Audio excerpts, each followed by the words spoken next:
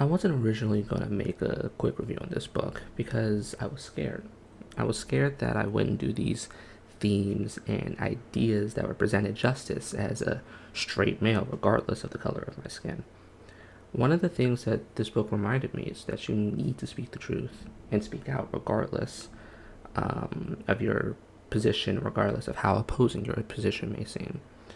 That's why I'm doing this review now, because Blood Over Brighthaven is a 10 out of 10 book that rules.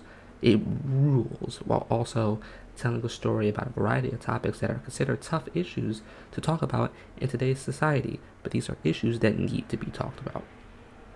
Oftentimes, you read a book and it will be subtle about its themes and assume the readers will be smart enough to pick it up. It's a method that I personally believe in and I really enjoy using, or enjoy when authors or storytellers do this.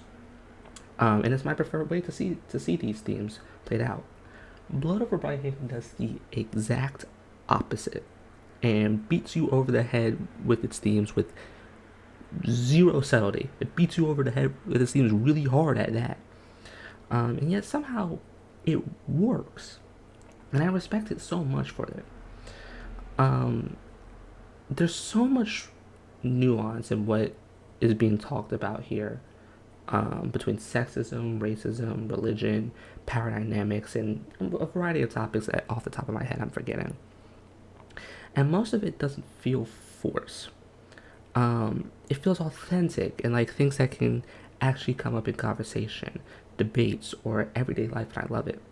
There's an argument relatively early in the first half of the book between Sayona and Tomil about religion, which leads to their power dynamic, or leads into which leads into a conflict regarding their power dynamic, and that imbalance. Even though she's a woman in a society that heavily undervalues women, and I think this is a perfect example of weaving all of these themes together, weaving the themes of sexism and racism and religion and power dynamics without feeling forced. It all feels so natural.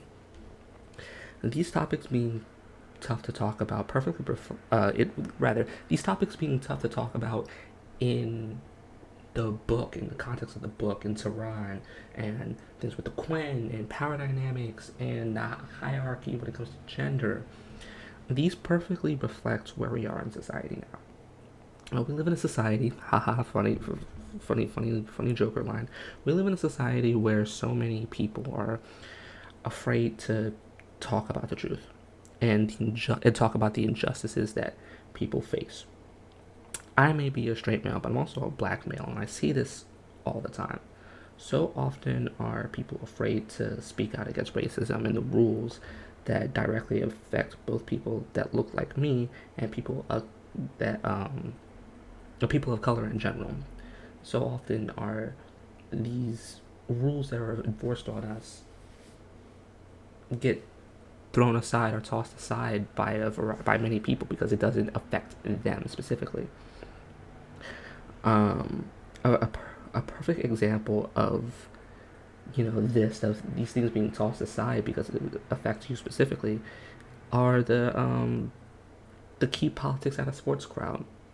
So many people lash out in regards to this when being faced with an uncomfortable truth, whether it be the players' stance on race, sexism, or current events in the world, such as the war between Israel and Palestine and the horrific genocide of Palestinians. Apologies for the ambulance outside the window. But yeah, and the horrific genocide of Palestinians. Yet when it's the comfortable truth that they grow up knowing or that they personally believe in, like a player being MAGA, they're happy with it. This happened just the other day, um, with New York Giants quarterback Jackson Dart. He introduced Trump at a Trump rally, and rightfully so. A whole bunch of people on the internet, including Giants fans themselves, got on him for it. As a Commanders fan, I was already hate watching Jackson Dart as is, but this just kind of added to it. So thanks for that, I guess.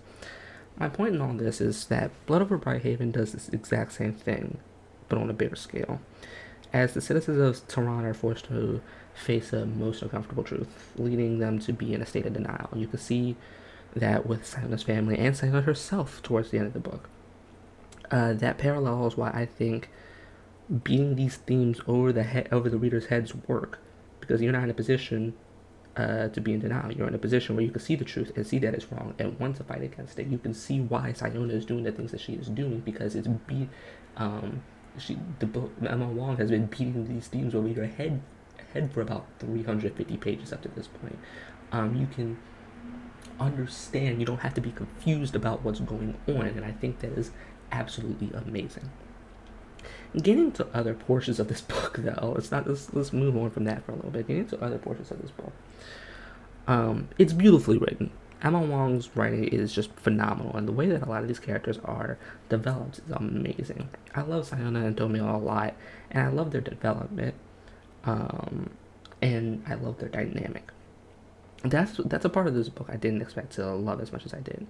I'm always down for a good romance plotline, but this slow burn of a plotline with people that are inherent opposites but learn to be around each other and speak to each other without a filter, allowing their relationship to develop honestly, is just amazing. Which I think just leads to a satisfying conclusion to that arc at the end of the book with what Sayona does and how she ultimately helps Tomil and Quen as a whole. And I think that's great. Now, speaking of the ending, I think this ending, while being relatively open-ended in some regards, is really good. It's a really good ending to wrap everything up. You don't need to know what happens to Tehran, what happens after that, what happens to Sayona's family. That's not important. What's important is Sayona as a character, how she evolves, and what she does at the end of the book.